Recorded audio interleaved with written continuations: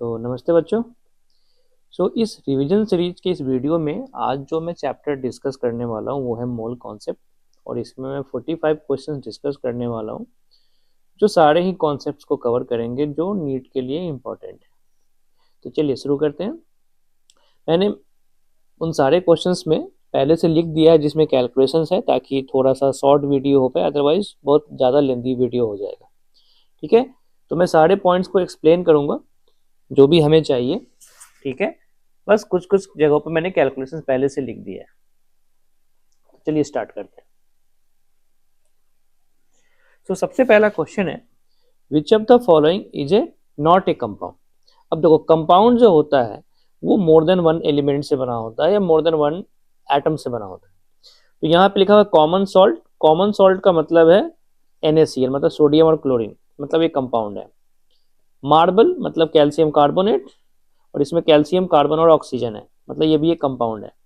Sugar बना होता है कार्बन, हाइड्रोजन और ऑक्सीजन से। लेकिन जो कोल है वो एक एलोट्रॉप है, एमॉर्फस फॉर्म ऑफ कार्बन, जो कि केवल कार्बन एटम से बना हुआ है। इसलिए कोल एक कंपाउंड नहीं है। और कंपाउंड का ना एक ऐसा होता है कि उसका एक डेफिनेट फॉर्मूला होता है, तो कोल का कोई एक डेफिनेट फॉर्मूला नहीं है। जो फर्स्ट क्वेश्चन है उसका जो आंसर होगा वो क्या होगा? डी। नेक्स्ट क्वेश्चन पे चलते हैं। नेक्स्ट क्वेश्चन है the correct order of prefix. हमें मिली, माइक्रो, नैनो और पिको को अरेंज करना है। अब ये डाटा हमें आना चाहिए कि मिली का मतलब होता है 10⁻⁻3, माइक्रो का मतलब होता है 10⁻⁻6, नैनो का मतलब होता है 10⁻⁹, और पिको का मतलब होता है 10⁻12। हमें जो ऑर्डर दिया गया है वो इंक्रीजिंग ऑर्डर दिया गया है, तो कम से ज़्यादा की तरफ करना है, मतलब इस डायरेक्शन में जाना पड़ेगा। इस डायरेक्शन में जाएंगे तो वैल्यू बढ़ेगा, मतलब सबसे पीछे होना चाहिए पिको, देन होना चाहिए नैनो, देन होना चाहिए माइक्रो, देन होना चाहिए मिली। जो करेक्ट आंसर बनेगा वो क्या बनेगा? ए। नेक्स्ट क्वेश्चन है the number of significant figures in 38.57। अब देखो, डेसिमल के पहले दो और डेसिमल के बाद दो, चार डेफिनेट नंबर्स है, इसलिए 4 सिग्निफिकेंट नंबर्स होंगे यहाँ पे। Correct answer is B. Question number 4, a chemical equation is balance according to law of. अब देखो, chemical equation is balance according to law of, तो किसी भी बैलेंस्ड इक्वेशन में क्या कंजर्व होता है? तो नंबर ऑफ एटम्स कंजर्व होता है।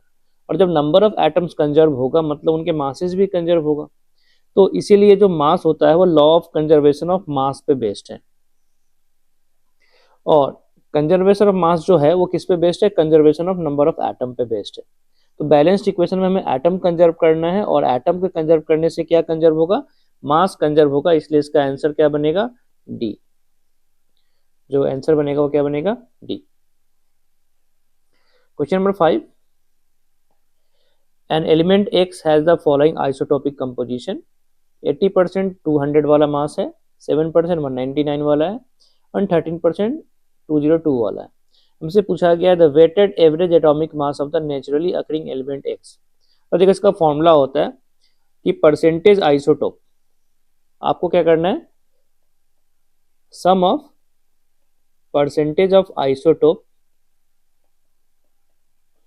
इनटू मास नंबर का प्रोडक्ट करके ऐड करके हमें 100 से डिवाइड करना है। अब जितने भी आइसोटोप्स हो, दो होगा तो दो बार परसेंटेज, दो बार उसका मास नंबर आएगा। यहाँ पे 3 बार है तो ये रहा 80 और ये रहा उसका मास नंबर। प्रोडक्ट निकाला, ऐड किया दूसरे से, फिर परसेंटेज है और ये मास नंबर है। यहाँ पे फिर से परसेंटेज है और ये मास नंबर है, और सबको मल्टीप्लाई करके ऐड करके 100 से डिवाइड करेंगे तो हमें कुछ 200 पॉइंट समथिंग आ रहा है, जो कि क्लोजेस्ट पूछा है। तो आंसर क्या बनता है? बी बनता है।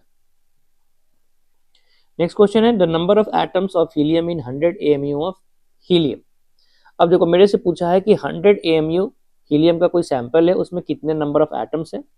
तो नंबर ऑफ एटम्स निकालने का या कहीं भी किसी चीज का नंबर ऑफ यूनिट निकालने का क्या तरीका है कि आप वेट ऑफ सैंपल को डिवाइड करो मास ऑफ 1 यूनिट से। तो हमें यहाँ पे एटम निकालना है, तो 1 यूनिट का मतलब 1 एटम। एक ही लॉजिक है, ये दोनों मास सेम यूनिट में होने चाहिए। अगर ये दोनों मास सेम यूनिट में है तो आपका काम हो जाएगा। अब 1 ग्राम में हो, 1 AMU में तो नहीं होगा। तो वेट ऑफ सैंपल क्या लिखा हुआ है? 100 AMU, और एक एटम का मास क्या लिखा हुआ है? 4 AMU। इसलिए 100 AMU by 4 AMU कितना आया 25. So correct answer is C. Question number 7, the number of molecules in 1 liter of oxygen at NTP. अब देखो NTP पे क्या पॉइंट है कि NTP पे कोई भी गैस हो उसमें 22.4 लीटर में हमें 1 मोल मिलता है. ठीक है, तो यहाँ पे हमें 1 लीटर में पूछा गया नंबर ऑफ मॉलिक्यूल्स. तो नंबर ऑफ मॉलिक्यूल्स निकालने का क्या फॉर्मूला होता है? नंबर ऑफ मॉलिक्यूल्स निकालने का फॉर्मूला होता है नंबर ऑफ मोल को एवोगाड्रोस नंबर से मल्टीप्लाई करना. और नंबर ऑफ मोल कैसे आएगा?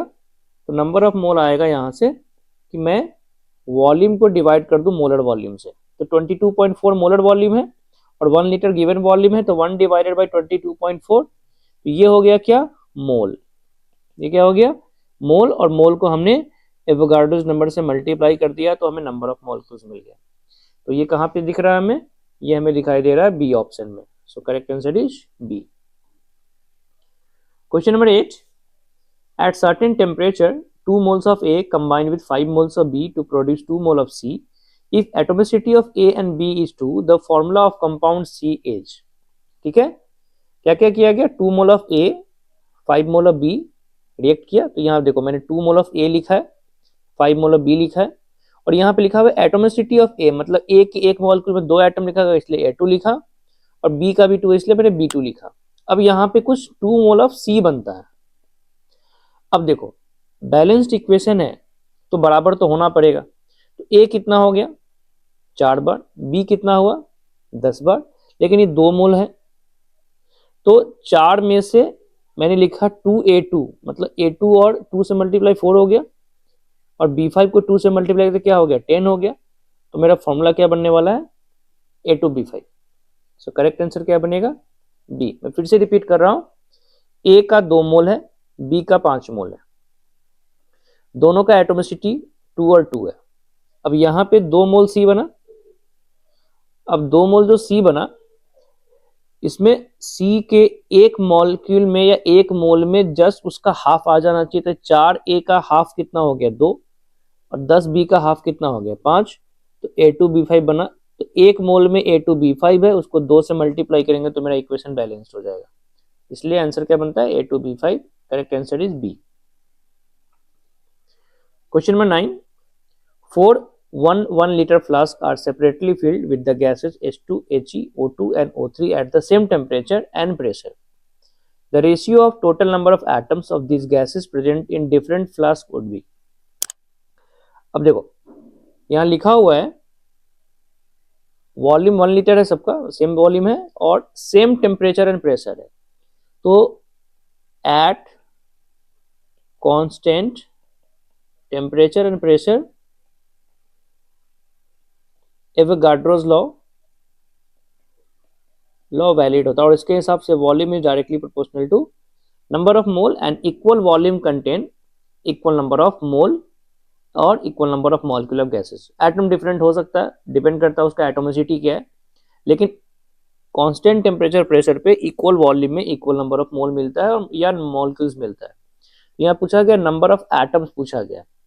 तो देखो सबका वॉल्यूम एक है, मैंने मान लिया कि सब एनटीपी पे है, मान लिया है मैंने कि एनटीपी पे है, इसलिए सबके वॉल्यूम को मैंने 22.4 से डिवाइड किया है. तो ये जो टर्म है वो क्या हो गया? मोल हो गया. अब उसको Na से मल्टीप्लाई किया तो क्या हो गया? मॉलिक्यूल हो गया. और हाइड्रोजन का एटोमिसिटी 2 है इसलिए 2 से मल्टीप्लाई किया तो क्या हो गया? नंबर ऑफ एटम्स निकला. सो 1/22.4 इंटू Na इंटू 2, ये क्या हो गया? Number of atoms of hydrogen. उसके बाद है हीलियम. हीलियम मोनो एटॉमिक है तो 1 से मल्टीप्लाई किया. O2 डाई एटॉमिक है तो 2 से मल्टीप्लाई किया, और O3 ट्राई एटॉमिक है इसलिए 3 से मल्टीप्लाई किया. इनका रेशियो निकालेंगे तो ये आता है 2:1:2:3, जो कि मेरा आंसर क्या देता है? सी. सो करेक्ट आंसर क्या बनेगा? सी बनेगा. इक्वल वॉल्यूम में इक्वल नंबर ऑफ मोल है, इक्वल नंबर ऑफ मॉलिक्यूल है, जस्ट उनके एटोमिसिटी से मल्टीप्लाई करना है, हमें नंबर ऑफ एटम्स मिल जाएगा. Next question number 10. The number of molecules in 100 ml of each of O2. अब देखो नंबर ऑफ मॉलिक्यूल्स पूछा है, कहाँ पे? 100 ml में. सबका वॉल्यूम सेम है एट एसटीपी, मतलब सबके लिए टेम्परेचर प्रेशर भी सेम है, तो इक्वल वॉल्यूम में इक्वल नंबर ऑफ मॉलिक्यूल मिलता है, इसलिए आंसर क्या बनेगा? C. Equal volume contain equal number of mole और molecule at constant temperature and pressure. अभी मैंने बोला था कौन सा लॉ है? एवोगाड्रोस लॉ है. Question number 11, which of the following will contain same number of atoms as 20 gram of calcium. अब देखो हमने कैलकुलेशंस कर दिया, नंबर ऑफ एटम निकालना है तो आपको नंबर ऑफ मोल निकालना पड़ेगा, और एलिमेंट्स के केस में डायरेक्टली Na से मल्टीप्लाई होके आपको मिल जाएगा नंबर ऑफ एटम। लेकिन अगर कोई कंपाउंड होगा तो नंबर ऑफ मॉलिक्यूल निकाल के उनके नंबर ऑफ एटम पर मॉलिक्यूल से मल्टीप्लाई करना पड़ेगा। अब देखो पहला है कैल्शियम, एलिमेंट है, तो नंबर ऑफ एटम्स निकाला, 20/40 क्या हो गया मोल, मोल इंटू Na, मिल गया नंबर ऑफ एटम। नेक्स्ट है 24 ग्राम मैग्नीशियम, फिर से ये एलिमेंट है, तो 24 ग्राम मैग्नीशियम को मैंने मोल में कन्वर्ट किया इनटू Na, मुझे मिल गया नंबर ऑफ मोल एटम कितना Na। नेक्स्ट है 12 ग्राम कार्बन, ये भी एलिमेंट है, तो 12 ग्राम कार्बन 12/12 इंटू Na, मतलब फिर से मुझे Na मिला। नेक्स्ट है 8 gram oxygen gas, oxygen gas का मतलब है O2, तो ये अपने पास अब एक मॉलिक्यूल के फॉर्म में है, तो देखो 8/32 किया क्या हो गया मोल, इंटू Na किया मिला मॉलिक्यूल, इंटू 2 किया तो जाके क्या मिला नंबर ऑफ एटम, तो ये हो गया Na/2। और 4 है 16 ग्राम ऑक्सीजन एटम लिखा है, मतलब ये फिर से एलिमेंटल फॉर्म में O है, इसलिए यहाँ पे 16/16 किया इंटू Na आया। सो 20 ग्राम कैल्शियम के साथ कौन मैच किया, ये वाला मैच किया, 8 ग्राम O2। सो करेक्ट आंसर क्या बनेगा, C। 12 equal masses of oxygen, hydrogen and methane are taken in identical condition. What is the ratio of volume of gases under identical conditions? Identical condition का मतलब temperature और pressure की बात कर रहा है, मास बराबर लिया है, मोल बराबर नहीं लिया है, तो under identical condition mole ratio equal to volume ratio, अभी एवोगाड्रोस लॉ देख रहे हैं हम, तो पूछा रेशियो वॉल्यूम पूछा है, मतलब मुझे रेशियो ऑफ मोल निकालना पड़ेगा, तो सबके मैंने वेट को W मान लिया, तो number of mole of O2 is two number of mole of H2 is two number of mole of CH4 के लिए मैंने क्या किया, सबको मोलर मास से डिवाइड किया, तो W/32, W/2, W/16, मुझे कुछ रेशियो क्या मिला 1:16:2, जो कि मेरा बी ऑप्शन से मैच करता है। So correct answer is B. Next question number 13, the ratio of masses of methane and ethane in the gas mixture is 4:5, the ratio of number of their molecules. अब number of molecules का ratio मतलब mole का ratio, तो ratio of molecule is ratio of mole, सही है, wait दिया गया, बस मोलर मास से डिवाइड करना है और रेशियो निकालना है, तो 4/16, 16 मास हो गया CH4 का, और ये हो गया C2H6 का, निकाला रेशियो कितना आता है 3/2। सो करेक्ट आंसर क्या बनता है, बी। मोल का रेशियो ही मॉलिक्यूल का रेशियो होता है। Question number 14, the total number of protons in 10 gram of calcium. तो देखो हम क्या करेंगे, वेट से जाएंगे मोल पे, मोल से जाएंगे मॉलिक्यूल्स पे, और मॉलिक्यूल से जाएंगे फिर हम नंबर ऑफ प्रोटॉन पे, तो इसी बेसिस पे कैलकुलेशन होगा। भाई कोई ये एक कंपाउंड है, तो अगर हमें ये पता चल जाए कितने मॉलिक्यूल्स हैं तो एक मॉलिक्यूल में हम निकाल सकते हैं। तो मेरे पास कैल्शियम कार्बोनेट है, इसके एक मोल कैल्शियम में 20 प्रोटॉन होता है, कार्बन में 6 प्रोटॉन होता है, ऑक्सीजन में 8 होता है, 3 ऑक्सीजन का मतलब कितना हो गया 24, मतलब 50 प्रोटॉन पर मॉलिक्यूल है। तो मैं बस नंबर ऑफ मॉलिक्यूल्स निकाल लेता हूँ, तो नंबर ऑफ मॉलिक्यूल इंटू 50, और नंबर ऑफ मॉलिक्यूल कैसे निकलेगा, तो number of mole into Na, तो 10/100 मतलब उसका मोलर मास है, तो ये हो गया मोल इंटू Na, ये हो गया नंबर ऑफ मॉलिक्यूल इंटू 50, मुझे क्या मिलता है 3:10⁴, जो कि अप्रोक्सीमेटली ए जैसा होता है।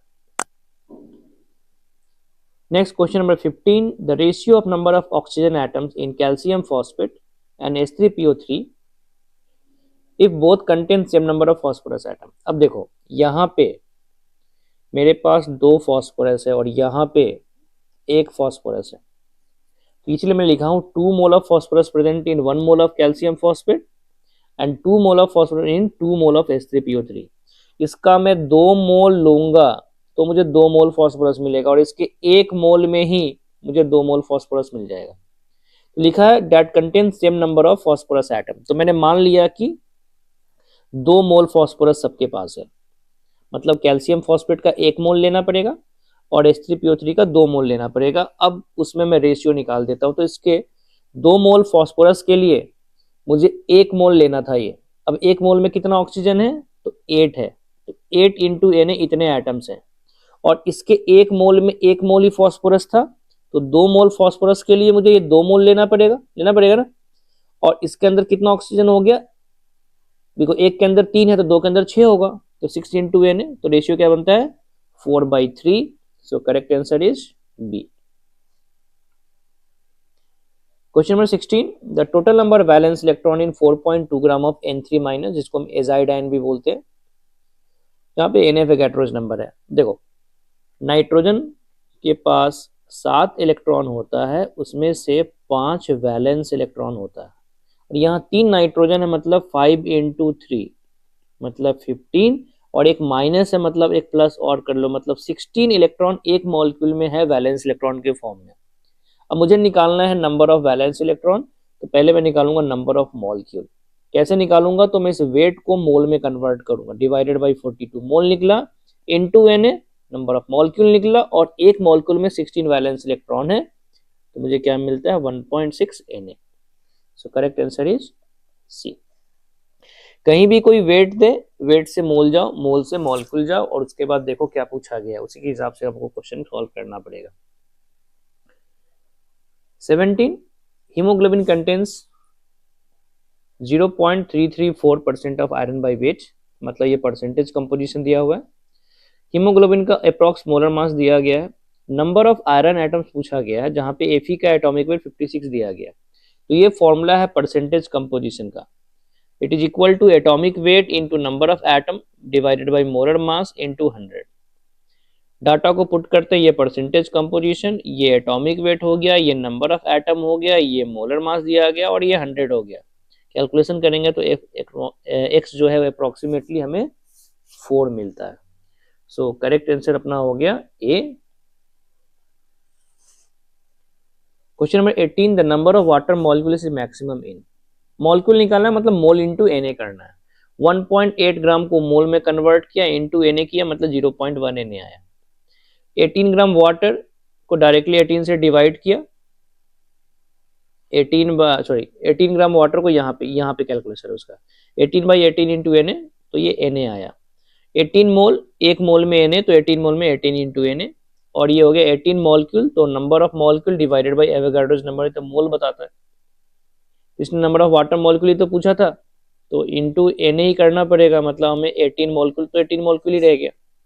तो पूछा मैक्सिमम कहाँ पे है, तो मैक्सिमम कहाँ पे मिला हमें 18 इंटू Na के लिए मिला, मतलब सी ऑप्शन मिला, तो इसका आंसर सी बनेगा। 19, the number of carbon atoms given by young man to his bride to be if the engagement ring contains 0.5 carat diamond and 1 carat is 200 milligram. अब देखो, मुझे कन्वर्जन फैक्टर दिया गया, 1 carat is 200 और उसका ring है 0.5 carat का, तो वेट निकाल लेते हैं। 0.5 इंटू मतलब 100 मिलीग्राम, तो मुझे ये पता करना है कि 100 मिलीग्राम में कितने कार्बन है, तो वेट दिया गया डिवाइडेड बाई 12, बस 100 मिलीग्राम को हमने 10⁻³ से मल्टीप्लाई कर दिया ताकि ये भी ग्राम में रहे। तो weight divided by molar mass, number of mole into Na, तो क्या मिल जाएगा हमें, नंबर ऑफ एटम्स मिलेगा, दैट इज 5 इंटू 10⁻21, जो कि अप्रोक्सीमेटली सी ऑप्शन जैसा है। Question number 20, the density of air is 0.001293 gram per ml at NTP, its vapour density. तो देखो, वेपर डेंसिटी निकालने के लिए हमें मोलर मास निकालना पड़ेगा, और मोलर मास निकालने का दो तरीका है, या तो मैं हाइड्रोजन गैस, बिकॉज ये जो फॉर्मूला है इसके लिए ये 2 जो होता है वो मोलर मास ऑफ हाइड्रोजन होता है, तो या तो मैं 2 फॉर्मूला यूज कर सकता हूँ, या तो ये, नहीं तो vapour density is equal to density of a gas by density of hydrogen gas भी हो सकता है। तो एक तरीका तो ये है कि मैं इस कंडीशन पे डेंसिटी ऑफ हाइड्रोजन गैस निकालूं, लेकिन उसमें लेंथी फॉर्मूला काम होगा, कैलकुलेशन होगा, तो एक सिंपल इस यूनिट का यूज करते हैं। इसके हिसाब से क्या है कि 1 ml का मास कितना है, इतना ग्राम है, तो मैं 1 मोल के वॉल्यूम को मास में कन्वर्ट कर लेता हूं, और 1 मोल में NTP पे 22,400 ml होता है, तो 1 ml का मास है इतना ग्राम, तो 22,400 ml का मास हमने निकाल लिया, जो कि मोलर मास के बराबर होगा। सो 22,400 इंटू 0.001293 किया तो हमें 28.96 ग्राम आया।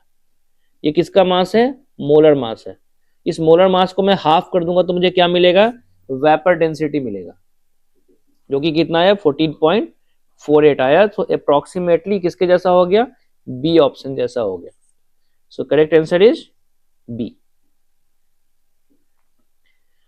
X and Y are two elements which form X2Y3 and X3Y4. if 0.2 mole of X2Y3 weigh 32 gram and 0.4 mole of X3Y4 weigh 92.8 gram, the atomic weight of X and Y are।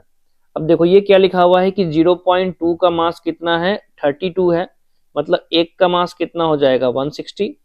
वैसे ही 0.4 का मास दिया हुआ है 92.8 ग्राम, तो एक मोल का मास कितना हो जाएगा यहाँ पे, एक मोल का मास यहाँ पे हो जाएगा अराउंड 232। अब इसी को मैंने यूज किया है कि मोलर मास कितना है 160 है और 232 है। ये किसके लिए है, तो ये है X2Y3 के लिए, और ये किसके लिए है, ये है X3Y4 के लिए। तो मान लेते हैं X और Y का एटॉमिक वेट X और Y है, तो X2Y3 क्या हो गया 2X, ये क्या हो जाएगा 2X प्लस 3Y। अगर X का एटॉमिक वेट X ही है, Y का एटॉमिक वेट Y ही है, और ये क्या हो जाएगा, ये हो जाएगा 3X प्लस 4Y। तो वही मैंने लिखा है 2X प्लस 3Y को 160 लिखा है और 3X प्लस 4Y को मैंने 232 लिखा है। अगर मैं इसको सॉल्व करता हूं तो X कितना आएगा 56 और Y कितना आता है 16। सो करेक्ट आंसर क्या बनता है C। इसको आपको सॉल्व करना पड़ेगा, आप इसको 3 से मल्टीप्लाई कर दो, इसको 2 से मल्टीप्लाई कर दो तो X कैंसिल आउट हो जाएगा, Y आएगा आपका 16, Y को पुट करो तो X सॉल्व होके 56 आएगा।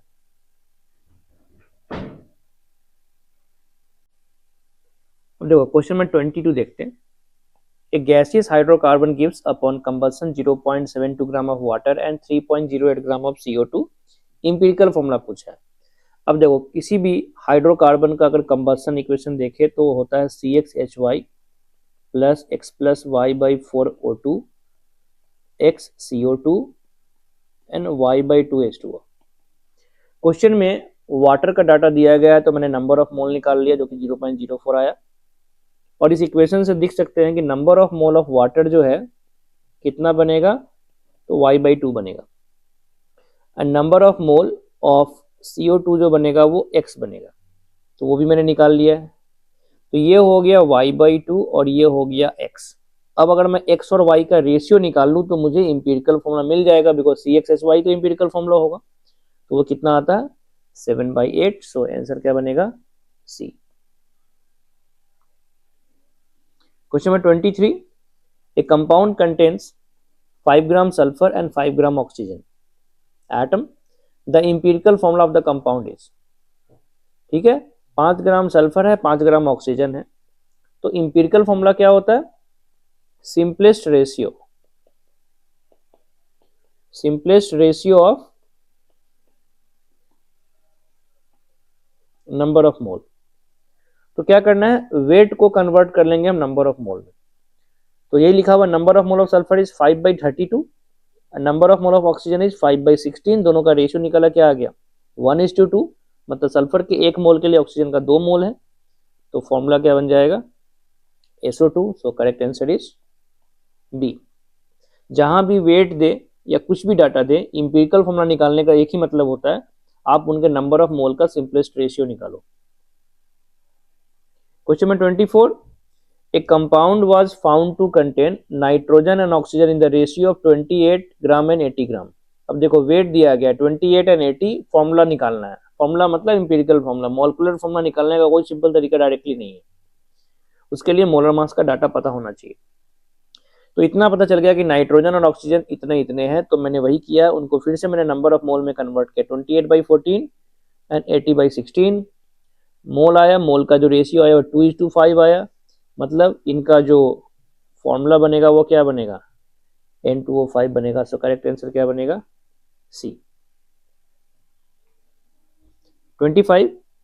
The number of mole of C and D produced on mixing 5 mole of A and 7 mole of B are this. तो हमें पता करना है C और D कितना बनेगा। अब देखो जिस भी क्वेश्चन में आपके पास एक से ज्यादा रिएक्टेंट का डाटा हो, मैं बार बार बोलता हूं वहां पे हमें लिमिटिंग रेजेंट निकालना पड़ता है। तो इस क्वेश्चन में भी हमें लिमिटिंग रेंज निकालना है, और लिमिटिंग रेंज निकालने के लिए आपको क्या करना है given mole bye there coefficient का रेशियो निकालना है। इसका करना है मोल का और उनके कोफिशिएंट का। तो ए का जैसे मोल कितना दिया गया 5 और ए का कोफिशिएंट कितना है 3, तो 5/3 मतलब कितना आया 1.67। और वैसे ही बी का कितना दिया है 7 मोल दिया है और कोफिशिएंट कितना है 5, तो 7/5 तो कितना हो गया 1.4 आया। तो जिसका रेशियो मिनिमम होगा, ये रेशियो क्या है, मिनिमम है, ये रेशियो क्या है, मिनिमम है, तो जिसका रेशियो मिनिमम होगा वो लिमिटिंग रिएजेंट होगा। तो लिमिटिंग कौन हो गया, B. So B is limiting reagent. और एक बार लिमिटिंग रिएजेंट पता चल जाए उसके बाद सारे कैलकुलेशन हम उसी पे करते हैं कि बैलेंस्ड इक्वेशन में जो मोल का रेशियो होता है वो उनके कोफिशिएंट का रेशियो होता है। तो बी और सी का, जैसे मैंने यहाँ रेशियो लिखा number of mole of B by number of mole of C, तो बी का कोफिशिएंट 5 था और सी का 7 था, तो 5/7। और बिकॉज ऑलरेडी क्वेश्चन में दिया हुआ है बी का मोल कितना है, 7 है, तो बार बार हम बी का मोल 7 पुट करेंगे, सी सॉल्व होता रहेगा, डी सॉल्व होता रहेगा। तो इस तरीके से हमें बी का सी का मोल आया 9.8 और number of mole of B by number of mole of D किया, तो बी का कोफिशिएंट 5, डी का कोफिशिएंट 9, तो इस तरह से रेशियो में नंबर ऑफ मोल कितना है 12.6। सो आंसर क्या बनता है हमारा, सी बनता है। एक बार आप कैलकुलेशन देख लो इसको। नेक्स्ट क्वेश्चन है 26, 20 ग्राम calcium carbonate on decomposition give CO2। अब इसके लिए इक्वेशन चाहिए फिर से हमें कि कैल्शियम कार्बोनेट को हिट करते हैं तो कैल्शियम ऑक्साइड मिलता है और CO2 गैस मिलता है। तो था 20 ग्राम कैल्शियम कार्बोनेट, ये रहा 20 ग्राम, और इसको डिकम्पोज होने से कितना CO2 मिलेगा, STP पे, और हम STP और NTP को सेम ही मानते हैं। तो इसके वेट से हम number of mole of calcium carbonate निकालेंगे और उससे क्या निकालेंगे, number of mole of CO2 निकालेंगे, फिर उससे हम वॉल्यूम ऑफ CO2 निकालेंगे। तो देखो number of mole of CO2 और number of mole of calcium दोनों का कोफिशिएंट 1 और 1 है, इक्वेशन बैलेंस्ड है, तो इन दोनों के मोल का रेशियो 1:1 होगा, तो दोनों का नंबर ऑफ मोल क्या आएगा, इक्वल आएगा। सो कैल्शियम कार्बोनेट का डाटा से हमने number of mole of CO2 निकाला जो कि 0.2 आया, और उसी को हमने वॉल्यूम में कन्वर्ट कर दिया तो 4.48 लीटर आया। सो करेक्ट आंसर क्या बनता है, ए। 27, in the reaction 4A plus 2B plus 3C A4B2C3 what will be the number of moles of product formed। और सबका मोल दिया गया 2 मोल of A, 1.2 mole of B and 1.44 mole of C। फिर से 3 रिएक्टेंट का डाटा गिवन है, मतलब हमें पहले पता करना पड़ेगा इसमें लिमिटिंग रिएजेंट कौन है, और उसके लिए हमने उनके गिवन मोल को हमने उनके कोफिशिएंट से डिवाइड किया, 4, 2 और 3 से डिवाइड किया। देखो A का 2/4 मतलब 0.5, 1.2/2 दैट इज 0.6 और 1.4/3 0.48, तो ये मिनिमम है, मतलब C जो है वो लिमिटिंग रिएजेंट है। इसीलिए हमने C और A4B2C3 का रेशियो बैठाया, तो जो कि ये आएगा number of mole of C by number of mole of A4B2C3 that is equal to 3/1, और उसी रेशियो पे हमने ये क्वेश्चन सॉल्व किया है, तो हमें आंसर कितना आता है 0.48। सो correct answer is C। Question number 28, according to following equation the number of moles of AO3 produced if 1 mole of A is mixed with 1 mole of B। फिर से 2 का डाटा दिया हुआ है, मतलब फिर से हमें लिमिटिंग रिएजेंट निकालना है कि A और BO3 में कौन लिमिटिंग रिएजेंट है। तो गिवन मोल बाय कोफिशिएंट, गिवन मोल बाय कोफिशिएंट, ये रेशियो मेरा मिनिमम आया, मतलब BO3 मेरा लिमिटिंग रिएजेंट है, और उसी के रेशियो पे हमने AO3 का कैलकुलेशन करना है। तो number of mole of AO3 bye number of mole of BO3, AO3 का कोफिशिएंट हो गया 1, BO3 कोफिशिएंट हो गया 2, सो 1/2। आप यहाँ पे BO3 का डाटा पुट करो, 1 दिया हुआ है, तो आपको रेशियो कितना आता है, 1/2 मोल आता है। सो करेक्ट आंसर क्या बनेगा, C. Question number 29, in the reaction this when 1 mole of ammonia and 1 mole of O2, मतलब फिर से 2 रिएक्टेंट का डाटा, मतलब फिर से लिमिटिंग रिएजेंट का कॉन्सेप्ट आएगा। तो इस बार लिमिटिंग रिएजेंट कौन बना यहाँ पे, तो जिसका रेशियो मिनिमम है, किसका रेशियो मिनिमम है, तो रेशियो मिनिमम आया है जो 0.2, मतलब O2 जो है वो लिमिटिंग रिएजेंट है, इसीलिए O2 के बेसिस पे सारे कैलकुलेशन कर लो। तो पहला ऑप्शन ही सही हो गया, बिकॉज लिमिटिंग रिएजेंट ही क्या होता है, कंज्यूम होता है सबसे पहले। सो करेक्ट आंसर ए। बाकी मैंने बी और सी का कैलकुलेशन कर दिया है, NO और N2 कितना बनना चाहिए, 0.8 और 1.2 बनना चाहिए। यहाँ पे सब में 1 मोल दिया, मतलब ये सब स्टेटमेंट गलत है, और अमोनिया तो है ही नहीं लिमिटिंग रिएजेंट। सो आंसर इसका क्या बनेगा, ए बनेगा। 30, if 500 ml of 1 molar glucose solution glucose is mixed with 500 ml of 1 molar solution glucose then final molarity। तो ये क्या हो गया, मिक्सिंग हो गया, और मिक्सिंग का फॉर्मूला होता है M1V1 plus M2V2 is equal to M into V1 plus V2। वही फॉर्मूला मैंने यूज किया, डाटा पुट करो, आपको M इक्वल टू 1 आएगा। सो करेक्ट आंसर क्या बनेगा, ए बनेगा। 31 the molarity of a solution containing 5 gram of NaOH in 250 ml solution. अब मोलारिटी का फॉर्मूला होता है weight into 1000 by molar mass into volume of solution in ml. सब डाटा दिया हुआ है, वेट दिया गया 5, मोलर मास 40, वॉल्यूम 250, पुट करेंगे 0.5 आएगा, मतलब आंसर क्या बनेगा, बी बनेगा. 32 100 ml of PH3 when completely decomposed produce phosphorus and hydrogen. The change in volume of the gas. अब देखो ऐसे क्वेश्चंस में क्या है, गैसियस रिएक्शन में वॉल्यूम को मोल का डायरेक्टली प्रोपोर्शनल माना जाता है, बिकॉज टेम्परेचर प्रेशर तो कांस्टेंट ही होगा रिएक्शंस के लिए. और इस क्वेश्चन में ये ध्यान देने वाला बात होता है कि जो भी सॉलिड है वो आपके वॉल्यूम में कंट्रीब्यूट नहीं करेगा. तो इनिशियली मेरे पास गैस PH3 था, बाद में मेरे पास हाइड्रोजन गैस है. फॉस्फोरस को हम नेग्लेक्ट करेंगे बिकॉज सॉलिड के लिए वॉल्यूम चेंज नेग्लिजिबल होता है. तो इनिशियली फॉस्फिन 100 ml था और उस टाइम पे हाइड्रोजन गैस 0 ml था, लेकिन जब रिएक्शन कंप्लीट हुआ तो ये 0 हो जाएगा और इसके कॉरेस्पॉन्डिंग देखो ये 1 है तो ये 3.3/2 है, मतलब 1.5 है. तो अगर ये 1 था तो ये 1.5 था, तो अगर ये 100 होगा तो ये कितना बनेगा, 150 ml बनेगा. तो हमें निकालना था चेंज इन वॉल्यूम, और चेंज हमेशा होता है फाइनल माइनस इनिशियल. तो फाइनल माइनस इनिशियल, तो फाइनल कितना हो गया 150 और इनिशियली कितना था 100. तो 150 माइनस 100 मतलब 50 ml, और ये 50 ml क्या है, पॉजिटिव है, मतलब ये इंक्रीज हुआ है, तभी तो 100 से 150 होगा. तो 50 ml क्या हो गया, इंक्रीज हुआ. तो करेक्ट आंसर क्या बनेगा, ए. 33 atoms can neither be created nor be destroyed. बिल्कुल सही बात है, ये तो ट्रू है. रीजन दिया है under similar condition of temperature and pressure, मतलब एवोगाड्रोस लॉ की बात कर रहा है. Equal volume of gases does not contain equal number of atom. बिल्कुल सही बात है.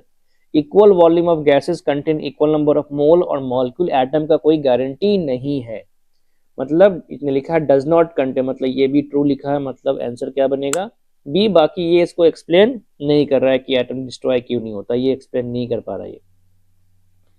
So correct answer is B. 34 a reactant that is entirely consumed when a reaction goes to completion is known as limiting reagent. बिल्कुल सही बात है. Statement two the amount of limiting reactant limits the amount of product form. बिल्कुल सही बात है. हमेशा जिस रिएक्शन में लिमिटिंग रिएजेंट पता चल जाए उसी के अमाउंट के बेसिस पे बाकी कैलकुलेशंस होते हैं. तो दोनों ही सही है. तो both statement 1 and 2 are true. So answer क्या बनेगा, A. 35 addition of water to a solution containing solute changes its normality और मोलारिटी. बिकॉज ये दोनों ही कंसंट्रेशन है, और जो कंसंट्रेशन होता है वो amount of solute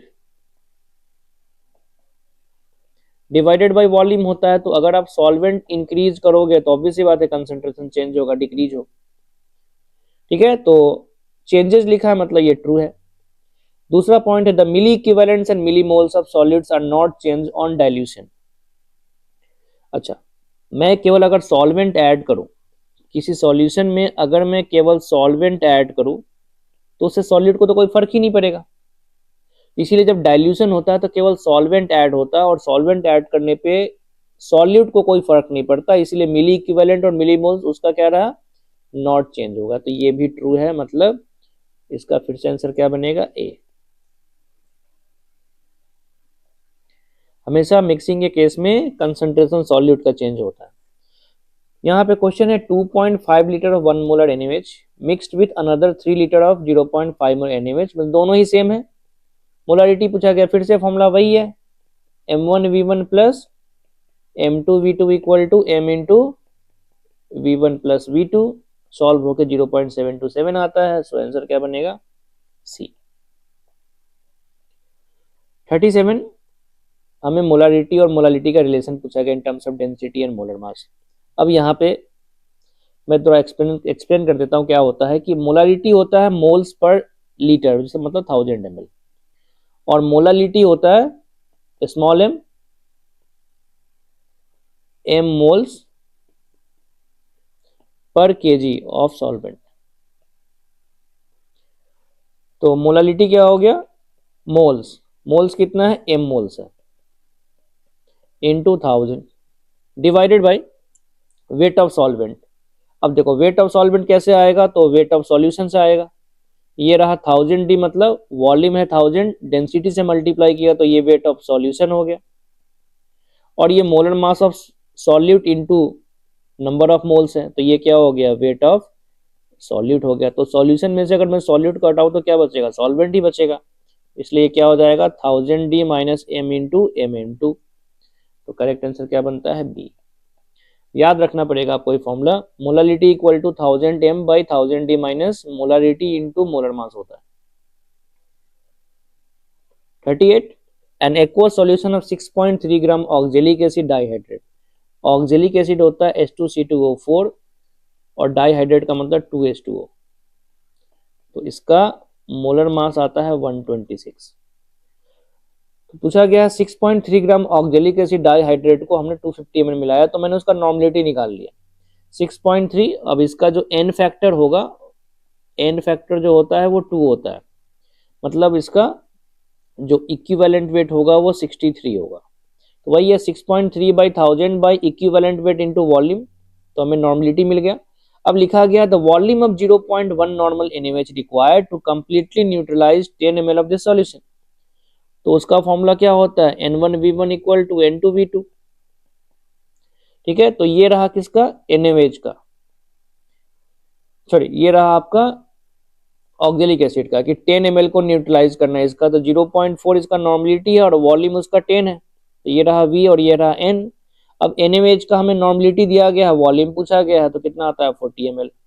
so correct answer क्या बनेगा, A. 39, in which mode of expression the concentration of solution remain independent of temperature. देखो टेम्परेचर को अगर मैं चेंज करूंगा तो इससे मास को कोई फर्क नहीं पड़ता, लेकिन वॉल्यूम को फर्क पड़ता है। इसलिए कोई भी ऐसा कंसंट्रेशन टर्म जिसमें वॉल्यूम आएगा वहां पे टेम्परेचर का इफेक्ट होगा, और जिसमें केवल मास का टर्म्स होगा उसमें टेम्परेचर का इफेक्ट नहीं होगा। जैसे मोलालिटी में कोई फर्क नहीं पड़ेगा बिकॉज ये मास के टर्म्स में है, मोल फ्रैक्शन को फर्क नहीं पड़ेगा बिकॉज ये भी मास के टर्म्स में होता है। तो देखो नॉर्मलिटी में वॉल्यूम आता है नंबर ऑफ इक्विवेलेंट पर लीटर, तो ये आंसर नहीं है। मोलालिटी होता है number of moles per KG of solvent, तो इसको फर्क नहीं पड़ेगा। मोलारिटी होता है नंबर ऑफ मोल पर लीटर, तो इसको भी फर्क पड़ेगा। फॉर्मुलिटी होता है नंबर ऑफ फॉर्मूला यूनिट पर लीटर, तो इसको भी फर्क पड़ेगा। तो आंसर क्या बनता है, डी। ऐसा कंसंट्रेशन जिसमें सॉलिड सॉल्वेंट सबका यूनिट मास के टर्म में हो उसको टेम्परेचर से फर्क नहीं पड़ेगा। Question number 40, 8 gram NaOH dissolved in 1 liter of solution, its molarity simple formula है weight into 1000 by molar mass into volume in ml। 1 litre लिखा है इसलिए 1000 लिया है, तो आंसर क्या बन रहा है 0.2। सो आंसर बन रहा है C. 41, 18 gram glucose is present in 1000 gram of solvent, the solution is said to be. 18 gram glucose है, मतलब वेट दिया गया है और सॉल्वेंट का मास दिया गया है, पूछा गया है क्या होगा उसका मोलारिटी। देखो 1000 ग्राम सॉल्वेंट मतलब 1 kg सॉल्वेंट, और ये है वेट, तो इससे मोल निकाल लेंगे, तो number of mole of glucose हो गया 18 by 180 that is 0.1। So number of mole per KG of solvent is called as molality, तो 0.1 मोल, इसमें क्या आ गया 0.1 mole in 1 kg of solvent, तो मतलब यहाँ पे मोलालिटी क्या आएगा 0.1 आएगा, इसको 0.1 मोलल बोला जाता है, तो आंसर क्या हो गया B. 42, a solution of CaCl2 is 0.5 mole per liter, then the moles of chloride ion in 500 ml।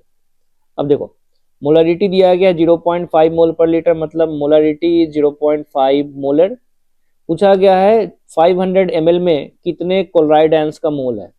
तो देखो नंबर ऑफ मोल का फॉर्मूला होता है molarity into volume in litre, तो 500 ml मतलब 0.5 लीटर, मोलारिटी 0.5 लिखा मतलब 0.25 मोल्स हो गया किसका, ये मोल्स हो गया CaCl2 का, और इसके एक मोल में 2 क्लोरीन है, डबल करना है, तो number of mole of Cl minus is 2 into 0.25 that is 0.5 मोल।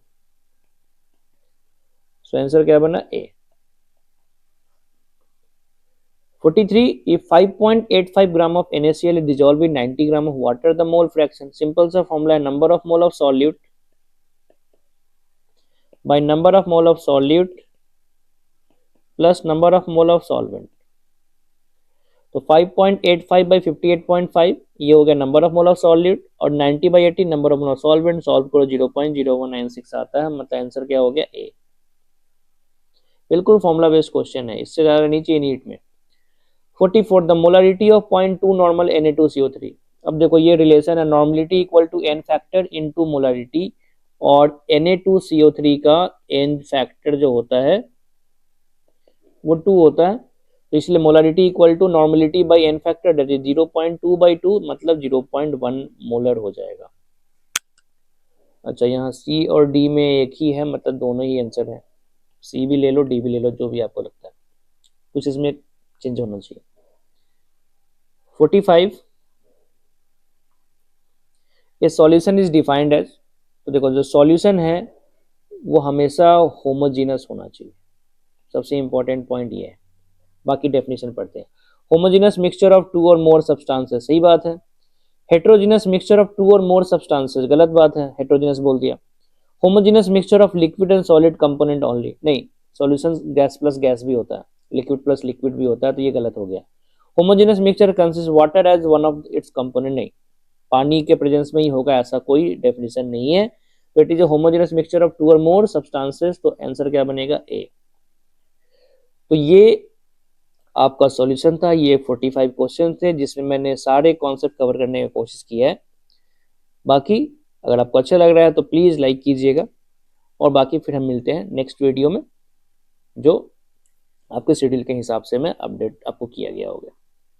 ठीक है, so again thank you for watching, मिलते हैं अगले वीडियो में।